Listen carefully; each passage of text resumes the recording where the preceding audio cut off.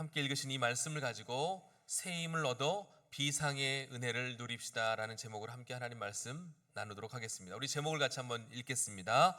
새 힘을 얻어 비상의 은혜를 누리라. 아멘. 네. 새해가 시작되고 딱 보름이 지났습니다. 여러분 요즘 어떻게 지내십니까? 컨디션 좋으십니까? 예. 또 지난주에는 능력이라는 주제로 한 주간 특별 새벽 기도에도 우리가 함께 새벽을 깨웠습니다. 여러분 지난 한 주 능력 받으셨습니까? 네. 그 능력이 올 한 해 우리의 삶의 원동력이 되기를 소망합니다. 여러분 지난 새벽에 또 지난 주일에 여호와께서 우리의 사는 날을 따라서 능력을 주시리로다. 그죠?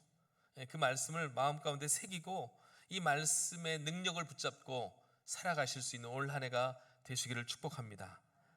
이 말씀이 나에게 주신 말씀임을 확신하십시오. 오늘도 역시 그 능력에 관한 말씀으로 함께 은혜를 나누려고 합니다. 오늘 우리가 함께 읽은 말씀은 이사야서 말씀이에요. 이사야서는 크게 두 부분으로 되어 있습니다. 1장부터 39장까지, 40장부터 66장까지. 여러분 이사야서가 몇 장으로 되어 있어요? 예, 다 아시죠? 성경은 몇 권입니까? 네, 역시 일부랑 좀 다른 것 같아요, 분위기가. 그러다 보니까 성경의 압축본으로 불려요. 심지어 이 권수하고 장수가 같잖아요. 메시지도 비슷합니다. 그게 무슨 얘기냐면 여러분 구약 성경은 어떤 메시지가 주로 담겨져 있습니까? 죄범한 인간을 하나님이 심판하시는데 그 심판이 심판으로 끝나는 것이 아니고 결국에는 메시아를 통한 회복을 이루시겠다. 그죠? 예, 그런 말씀이 징계와 회복에 대한 그런 사실은 정죄 심판에 대한 메시지가 구약 성경에 많이 담겨져 있죠. 결국 예수님이 오실 것이다. 오실 메시아에 대한 이야기가 바로 이사야서 구약 성경의 내용이고 신약 성경은 그 고대하던 메시아가 오셨습니다. 그래야 우리가 죄로 인해 죽어야 마땅한 우리이지만 하나님의 은혜로 말미암아 예수 그리스도의 보혈의 공로로 말미암아 영생을 얻게 되었습니다. 그로 인하여 하나님께서 하나님 나라의 회복을 선언하시고 그 메시아를 통한 이루실 놀라운 구원의 역사를 신약 성경은 우리에게 소개하고 있죠. 이사야서도 그 내용이 비슷합니다. 1장부터 39장까지는 어떻게 보면 죄범한 이스라엘을 향한 하나님의 징계와 심판의 메시지로, 그리고 40장부터는 놀랍게 그 메시지가 전환이 돼서 심판과 징계가 아닌 회복과 위로의 메시지로 전환이 되는 말씀이 바로 이사야서 후반부의 말씀이고 그 첫 시작이 오늘 40장 말씀입니다. 여러분 이사야서 전반부의 내용은 우리가 조금 전에 말씀드린 것처럼 그 이스라엘이 우상을 섬기다가 하나님의 진노하심으로 말미암아 북왕국 이스라엘은 아수르에 의하여, 남유다 왕국은 바벨론에 의하여 멸망을 당하게 되었습니다. 그냥 멸망당한 정도로 끝나는 것이 아니고 어떻게 되었습니까? 남유다 사람들이, 수많은 사람들이 포로로 끌려가게 되었어요.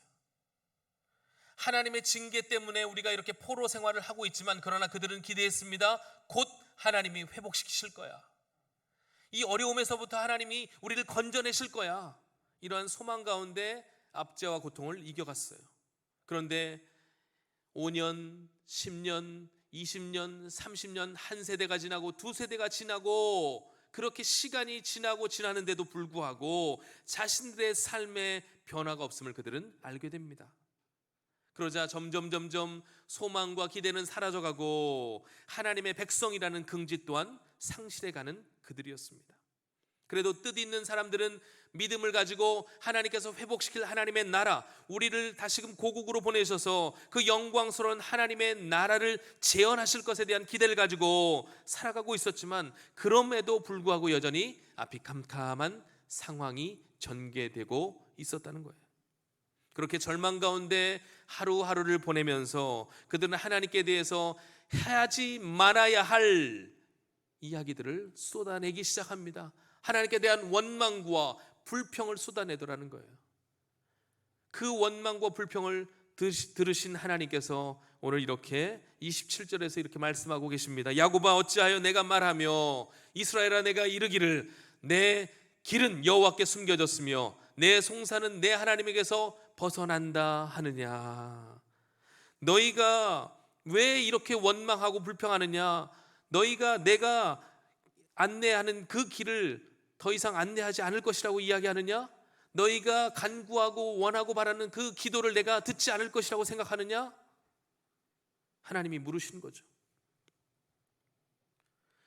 이스라엘 백성들은 자신들의 외침, 자신들의 간구에도 불구하고 응답이 없으신 하나님으로 인하여 이렇게 생각했던 것 같아요. 더 이상 하나님은 우리의 삶에는 관심이 없으신, 우리의 삶과는 상관이 없으신 하나님이시구나. 우리의 삶을 외면하고 계시는구나. 그들이 포로 생활을 시작할 무렵에는 하나님이 건져주실 것에 대한 기대감을 가지고 살았는데 그 기대와 소망이 완전히 무너져 내리게 되었습니다. 그러자 여러분, 우리도 그렇잖아요. 처음에는 될 것 같아서 열심히 뭔가를 하고 하는데 여전히 변하지 않는 상황을 부딪히게 되면 어떻게 됩니까? 점점점 그 낙심이 커져가게 됩니다. 여러분, 낙심이 커져가면 사람에게 무엇이 찾아오는지 아세요? 우울과 무기력이 찾아옵니다. 그렇게 무기력증이 시작되는 거예요. 내가 기도해서 뭐하나, 내가 주일 해서 뭐하나, 내가 나름대로 그래도 이렇게 하는데 하나님은 나의 기도에는 전혀 반응하지 않으시는구나. 여러분도 그러실 때가 있으시죠? 없으시다고요? 저만 그런가요? 예. 여러분, 소망을 가지고 하나님께 기도하는데도 하나님이 우리의 기도에 묵묵부답인 상황이 계속해서 펼쳐질 때면 우리는 낙심을 하게 됩니다. 그런데 여러분, 이렇게 낙심이 찾아올 때 이 낙심하는 그 상황 가운데 꼭 하나님과 우리의 사이를 이간질하는 세력이 있다는 사실을 기억하셔야 돼요. 사단이요, 가만두질 않습니다. 하나님은 약속하셨습니다. 여러분, 우리 하나님이 어떤 분이세요? 약속하신 것은 반드시 성취하시는 하나님이십니다. 그래서 우리 하나님을 일컬어 우리는 신실하신 하나님이라고 하는 거예요. 사람은요, 신실한 존재가 아니에요. 다 잊고 망각합니다. 엊그저께 제가 자료 찾다가 우리 김혜자 배우분이 유키즈라는 곳에 나와가지고 그렇게 이야기하는 거 들었어요. 자기가 언제까지 연기할 거냐 그랬더니 이 대사를 지금도 깜빡깜빡 하는데 더 이상 암기할 수 없을 때까지, 그때가 하나님이라는 단어를 쓰진 않았지만 그분이 내게 허락하신 때임을 제가 알겠습니다라고 대답하더라고요. 저는 여러분 한번 보세요. 그 인터뷰가 얼마나 은혜가 되는지 몰라요. 하나님께 감사하는 그 말씀이 그 중간중간에 얼마나 잘 들어가 있는지. 그런데 이렇게 하나님은 신실하시고 하나님은 약속하신 것은 반드시 이루신 하나님이신데 사단이 꼭 중간에 찾아옵니다. 하나님이 너하고 하신 약속이 아니야. 이 약속은 이미 예전에 이루어졌고 그건 너하고는 상관없는 약속이야. 하나님 사이와 우리 사이를 이간질하기 시작해요. 그러니까 낙심이 되니까 이게 이제 믿겨지지가 않는 거예요. 여러분, 사단은 꼭 그럴 때 하나님과 우리의 사이를 이간질한다는 사실을 기억하시고 하나님의 약속이 나와는 상관없는 이야기처럼 들리게 한다는 것입니다. 그럴 때 여러분, 우리가 기억해야 할 것이 있어요. 하나님께 대한 원망과 불평을 쏟아내기 전에 나 자신을 돌아볼 줄 알아야 된다는 거예요. 내가 하나님 앞에 어떤 존재였는가. 예전에, 이거 아주 예전에요, 광수생각이라는 그런 책이 있었어요. 아실는지 모르겠어요. 여기에 보니까 이런 얘기가 있어서 제가 가져왔어요. 어떤 환자가 병원에 진료를 받으러 간 거예요. 의사에게 이 환자가 묻습니다.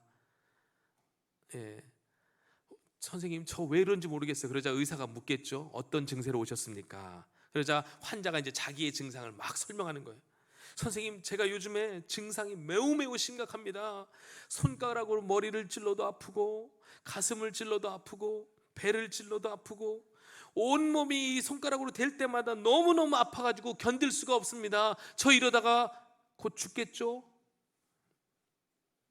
막 자기 증상을 설명해요. 그러자 의사가 검진을 하기 시작합니다. 침착하게 진지하게 검진을 해요. 그리고 결론을 내립니다. 그렇군요. 환자분, 문제가 정말 심각합니다. 왜? 어떤 문제예요? 선생님의 손가락이 부러졌어요. 안 웃으시는 분들은 아마 집에 가서 웃으시려고. 손가락이 부러지니까 손가락으로 대는 곳이 다 아픈 거예요. 여러분 아시겠어요? 하나님께는 문제가 없습니다. 이 손가락이 문제예요. 내가 문제라는 거예요. 문제는 언제나 내 안에 있는 거예요. 하나님은 결코 우리의 상황을 단 한 번도, 단 한 시간도, 한 1초도 방관하지 않으십니다. 침묵하고 계신 하나님이 아니시라는 거예요. 단지 우리가 점점 하나님의 약속을 희미한 옛사랑의 추억으로 날려버리고 소망을 잃어가고 있기 때문에 그렇게 생각할 따름이라는 거예요. 문제는 환경도 아니고 하나님의 능력 없음도 아니고 기도하지 않는 나에게 문제가 있다는 사실입니다. 혹시 새해를 시작했는데 여전히 어떤 일에 대한 두려움과 염려가 여러분 안에 가득하십니까? 변할 것 같은데 변하지 않는 상황 속에서 낙심이 되십니까? 여러분, 그럴 때 문제는 누구에게 있다고요? 나에게 있다는 것을 먼저 확인하시고, 그러나 그 문제를 끌어안고 내가 어떻게 해보려고 하면 더 깊이 우울감에 빠지게 돼요. 그럴 때 이제 문제가 나에게 있음을 확인한 후에는 어떻게 해야 됩니까? 여러분, 나를 바라보지 마시고 누구를 바라봐야 돼요? 하나님을 바라보십시오. 시선을 나에게 두지 말고 누구에게 두시라고요? 하나님께 두십시오. 약속에 두십시오. 다시금 그 하나님께서 우리를 위해 제2막을 준비하고 계시는 거예요.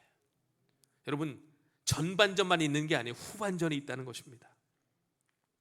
바로 의기소침하고 낙심하고 좌절에 빠져 있는 이스라엘을 향해 우리 하나님은 새 힘을 주시기 위하여 위로의 메시지, 그리고 절망을 깨뜨리고 새 힘을 주실 회복의 메시지를 준비하고 계셨던 것입니다.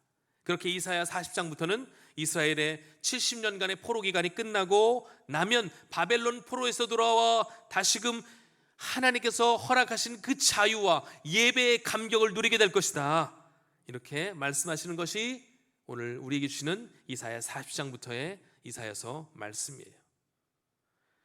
자, 하나님은 약속하신 대로 반드시 이스라엘을 바벨론의 속박과 억압에서부터 해방시키신 것처럼 동시에 우리에게도 그 약속, 그 소망을 붙잡고 나아가면 반드시 승리의 자리, 은혜의 자리에 이르게 해주실 것을 다시 한번 약속에 대한 재확인을 시켜주는 말씀이 바로 오늘 본문의 말씀입니다. 28절 29절 말씀을 우리 같이 한번 읽어보겠습니다. 시작. 너는 알지 못하였느냐, 듣지 못하였느냐, 영원하신 하나님 여호와 땅끝까지 창조하신 이는 피곤하지 않으시며 곤비하지 않으시며 명철이 한이 없으시며 피곤한 자에게는 능력을 주시며 무능한 자에게는 힘을 더하시나니. 아멘. 여러분, 우리 하나님이 어떤 하나님이심을 다시 한번 이사야서는 강조하고 있습니까? 어떤 위로의 회복의 메시지를 주기 위하여 먼저 똑똑히 기억할 것은 우리 하나님이 어떤 분이신지 알라는 거예요. 이게 중요합니다. 여러분, 신앙생활의 기본이 무엇입니까? 신앙생활의 기본이 뭐예요? 하나님을 아는 것이 신앙생활의 기본이라는 거예요. 그래서 칼빈은 우리 자신을 잘 이해하고 우리 인생을 잘 알아가기 위해서는 더 먼저 궁극적으로 알아야 할 것이 하나님에 관한 것이다 라고 이야기했어요. 하나님을 알 때 그 창조물인 하나님의 형상을 닮은 우리도 잘 알 수 있게 되는 것입니다. 그러므로 하나님이 어떤 분이신지 잘 알라는 거예요. 우리 하나님이 어떤 분이신가? 피곤하지 아니하시고 곤비하지 아니하시고 능치 못함이 없으신 우리 하나님심을 믿으시길 바랍니다. 여기에서부터 우리의 신앙생활이 시작되는 것입니다. 믿음의 진보가 이루어지는 거예요. 이게 없으면 아무것도 아닌 거예요. 그 하나님이 우주를 만드시고 지금도 이 우주 전체를 운행하시는 하나님, 여러분, 요즘에 그 기술이 발달, 과학기술이 발달해가지고 멀리 있는 천체, 멀리 있는 행성들도 다 발견하게 돼요. 야, 놀라운 거는 블랙홀들이 얼마나 큰지, 태양계가 블랙홀 안에 들어가 있으면 전밖에 안 되는 그런 블랙홀도 있고요. 우리가 상상하지도 못한 세계를 말고 만드시고 지금도 운행하시는 하나님이 우리의 인생을 바라보고 계신다는 것을 믿으시길 바랍니다. 이걸 알라는 거예요. 그러면서 우리에게 특별히 말씀하시는 게 뭐예요? 피곤한 자에게 뭐라고요? 바카스를 주시는 게 아니고 능력을 주신다는 거예요. 피곤한 자에게 능력을 주시며, 여기서 주시며라는 거면, 주시며라는 한 번 주고 끝나는 것이 아니고 지속적으로 주시는 상태를 의미하는 거예요. 그러니까 피곤한 백성에게는 하나님께서 한 번 힘 딱 주고 끝나는 것이 아니고 계속해서 은혜를 주신다는 거예요. 여러분, 365일이에요. 하루하루가 새롭습니다. 하나님은 우리 인생의 연약함을 너무 잘 아세요. 하루 살면 그 에너지가 바닥난다는 것도 다 알고 계세요. 그래서 다 전등 끄고 자야 되는 거예요, 우리는. 그런데 다시금 하나님께서 일으키게 하신다는 건 뭐예요? 그날을 살게 할 힘과 능력을 주시겠다는 약속인 줄 믿으시길 바랍니다. 그러니까 우리에게 새 날을 주셨다는 것은 새 힘을 주시겠다는 약속이라는 거예요. 한 번 주고 끝나는 게 아니라 365일 우리가 살아가는 모든 날 동안 하나님은 은혜를 주신다는 거예요. 또 무능한 자에게는 뭘 더하여 주신대요? 여러분, 성경을 보세요. 무능한 자에게는 힘을 더하여 주신대요. 이 말씀의 본래 뜻은 기운을 복돋아 준다라는 의미래요. 기운을 복돋아 준대요. 요즘 독감이 유행하죠. 독감처럼 심한 감기에 걸리면 이제 아파가지고 사람이 기운이 쏙 빠져요. 그죠? 축 처집니다. 무능하다는 것이 그런 상태래요. 축 처져 있는 상태. 그렇게 기운 없을 때 어른들이 꼭 뭐라고 해요? 보약 한 제 해먹으라고 그러죠. 기운 내라는 거예요. 그죠? 기력을 되찾으라는 거예요. 이 말에는 그런 의미가 담겨 있습니다. 그럼 이런 증세가 저와 여러분에게만 나타나는 것이냐? 아니라는 거예요. 모든 인생을 살아가는 사람에게는 예외가 없다는 것을 오늘 말씀하고 있어요. 그걸 말씀하는 게 30절 말씀이에요. 소년이라도 피곤하며 곤비하며 장정이라도 넘어지며 쓰러지되. 여러분, 여기서 소년은 그냥 어린 애들 말하는 게 아니고요, 유소년기에서부터 청년기에 일하는 아이들을 통칭하는 거예요. 혈기왕성한 젊은 남성을 의미합니다. 가장 힘이 있을 때예요. 어른들이 하는 얘기가 뭐예요? 이때는 돌도 씹어서 삼킬 나이라고 해요. 그러다 맹장 걸리는 거예요. 여러분, 돌은 먹지 마세요. 가장 힘이 있을 때 그래서 국가에서 불러가는 겁니다. 어디 갑니까? 좋은 대학 가요. 군대라는. 나이 먹으니까 국가에서 너 필요 없대요. 저는 부르지도 않아요. 다 끝나가지고 모르겠어요. 전쟁 때나 부르는지. 저는 부르지도 않아요. 젊은 남성이 뭐예요? 결국 힘을 상징하잖아요. 그런데 그런 힘을 가진 존재들조차도 쓰러질 때가 있다는 거예요. 넘어질 때가 있다는 것입니다. 그리고 어떤 주석가는 이 소년이 그냥 소년이 아니고 특별한 훈련을 받은 정예 군인을 의미한다고 이야기하기도 해요. 그러니까 해병대나 우리가 흔히 아는 UDT나 특수임무를 수행하는 군인들, 이 사람들에게 필요라는 말이 어울립니까? 여러분, 이 사람들에게 무기력이라는 말이 어울릴까요? 기세 등등하고 기백이 완전 뭐라고 해야 될까요? 말도 안 나오네. 네. 이런 자들이 어떻게 쓰러지고 넘어져요? 그런데도 그럴 때가 있다는 거예요. 인생을 살아가다 보면. 그리고 장정도 넘어지고 쓰러질 때가 있어요. 이게 우리 인생의 연약함이라는 것입니다. 그런데 여러분, 놀라운 반전이 여기 있어요. 31절 말씀. 오늘 이 말씀이 대단히 중요한 말씀입니다. 같이 읽겠습니다. 시작. 오직 여호와를 앙망하는 자는 새 힘을 얻으리니 독수리의 날개치며 올라감 같을 것이요 다른 박질하여도 곤비하지 아니하겠고 걸어가도 피곤하지 아니하리로다. 아멘. 여기서 새 힘을 주신다는 의미는 힘을 바꾸어 주신다는 말이래요. 그러니까 건전지를 새 것으로 바꾸어 끼듯이 그렇게 힘이 없는 무기력한 자에게 하나님이 능력을 주시면 새 건전지로 바꾸어 주시든지 아니면 그 건전지를 충전해 주시든지. 뿐만 아니라 그죠? 예. 그러한 자들에게 하나님이 힘을 주시고자 하는데, 근데 모든 사람이 대상은 아닌 것 같아요. 어떤 사람에게 이런 은혜를 주시는가, 이게 중요한 것이죠. 바로 여호와를 앙망하는 자래요. 뭐라고요? 여호와를 앙망하는 자. 이 앙망이란 말은 늘 긴장감을 가지고 지속적으로 하나님을 바라보는 것을 의미한대요. 또 다른 말로는 이런 표현이 있대요. 여러분, 밧줄은 이렇게 몇 가닥을 꼬아서 밧줄을 만들잖아요. 더 튼튼한 밧줄을 만들려면 더 많은 밧줄들을 그 노끈들을 꼬우면 되는 거예요. 이 앙망이라는 말의 뜻은 강하게 비틀어서 꼰다는 의미로서 밧줄의 의미가 있대요. 그러니까 여러 가닥을 한 번에 엮어서 이제 꼬는데, 튼튼한 줄을 만들기 위해서 나의 연약함과 하나님의 강함이 한데 어우러져서 강한 밧줄을 만든다는 거예요. 우리의 연약함이 하나님의 강함과 뒤섞이면 어떻게 된다고요? 하나님의 강함으로 나타난다는 것입니다. 이게 바로 여호와를 앙망하는 자에게 주시는 은혜라는 거예요. 그러니까 정리해보면 여호와를 앙망하는 자에게 주시는 은혜는 나의 연약함을 하나님의 능력으로 전환시켜 날마다 새 날을, 새 힘을 가지고 살아갈 수 있게 하는 것, 이것이 하나님을 앙망하는 것이고 앙망하는 자에게 주시는 은혜라고 말씀하고 있습니다. 그러니까 이 힘은 어떤 세상적인 힘이 아닌 성령 하나님을 통하여 우리에게 베풀어 주시는 영혼에서부터 충전이 되는 놀라운 힘이라는 거예요. 여러분, 이 힘이 어떤 힘인지 아시겠어요? 한 5분의 1 아시는 것 같아요. 바로 저와 여러분 같은 성도들을 위해서, 그래서 이사야 선지자가 비유로 쉽게 설명을 하는 거예요. 이 힘이 어떤 힘이냐? 바로 독수리가 날개치며 올라가는 힘이다. 딱 이렇게 얘기해 주는 거예요.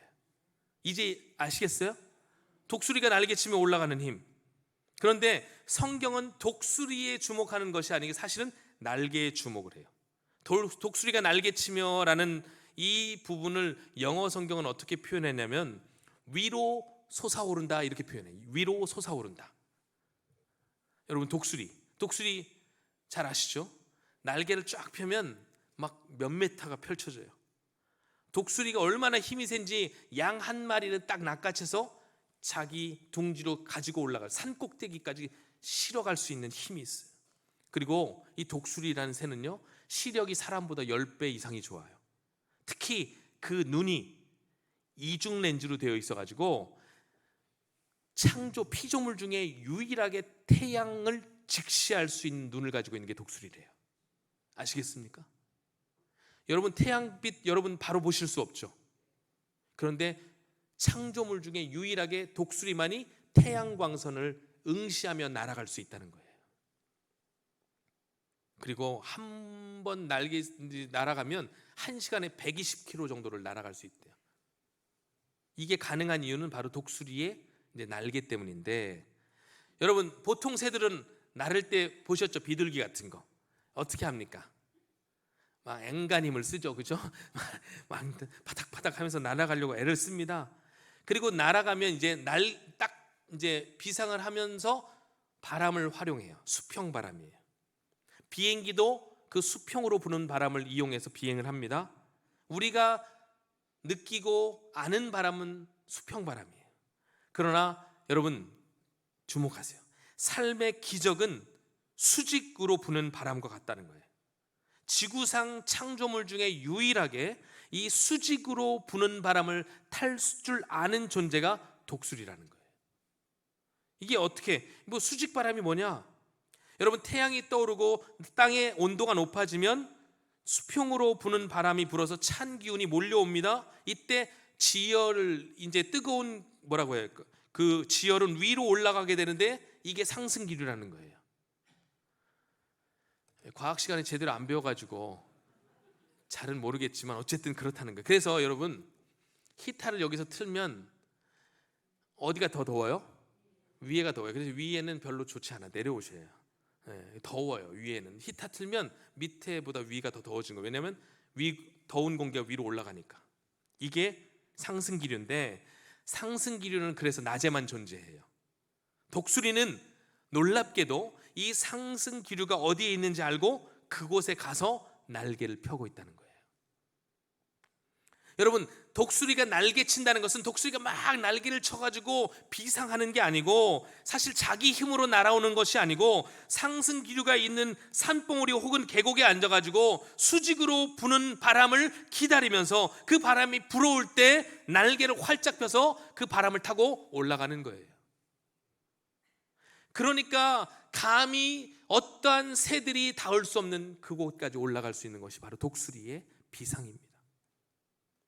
바로 성경은 하나님의 선택을 받은 하나님의 자녀들이 이처럼 독수리가 날개치며 올라간 같은 것이라고 표현하고 있는 거예요. 이것은 인생의 수직바람과 같은 하나님의 도우심을 타고 단번에 우리의 삶의 장애물을 뛰어넘게 되는 것임을 의미하는 것입니다. 내 힘으로 몸부림쳐가지고 나는 것에는 한계가 명확합니다. 그러나 하나님의 은혜의 바람이 나를 이끌어 가면 우리는 보다 높은 곳으로, 안전한 곳으로 비상하게 되더라는 거예요. 여호와를 앙망하는 성도들이 이처럼 믿음의 날개를 편다면 이 세상 사람들이 도무지 감당할 수 없는 능력이 나타나는 것을 히브리서 기자는 이렇게 표현합니다. 이런 사람은 세상이 감당하지 못하느니라. 아멘. 말씀을 정리합니다. 올해도 우리는 인생이라는 경주 가운데 끊임없이 자신을 증명해야 하는 삶을 살아가게 될 것입니다. 이것은 누가 어떠한 짐을 우리에게 지어주서가 아니고 이 세상에 나면서부터 우리가 갖게 되는 인생의 무게라는 거예요. 우리는 기본적으로 모든 사람이 각자의 짐을 지고 살아가고 있기 때문에, 그렇기 때문에 무엇을 하지 않아도 피곤한 인생이라는 것입니다. 아이들은 아이들대로, 부모는 부모대로, 가정과 일터에서, 우리의 삶의 모든 영역에서. 그러나 우리 하나님은 우리에게 분명히 약속하고 계십니다. 모든 사람이 다 넘어지고 쓰러지고 탈진하더라도 여호와를 앙망하는 자는 늘 새 힘을 공급해 주시겠노라고. 그러니까 우리가 해야 할 일은 무엇입니까? 상승기류가 있는 곳에 가서 두 날개를 활짝 펴기만 하면 된다고 말씀하시는 거예요. 너희가 막 이렇게 몸부림쳐서 날아오지 않아도 된다고. 은혜, 상승기류는 하나님을 만나는 바로 은혜의 자리예요.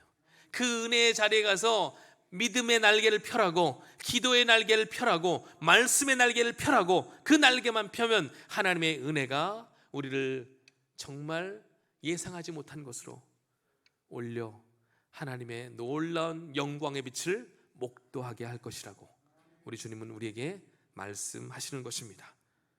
세상 그 어디에서도 얻을 수 없는 놀라운 새 힘, 우리 하나님이 반드시 우리 모두에게 주실 줄 믿습니다. 아멘. 우리 함께 찬양하고 기도하도록 하겠습니다.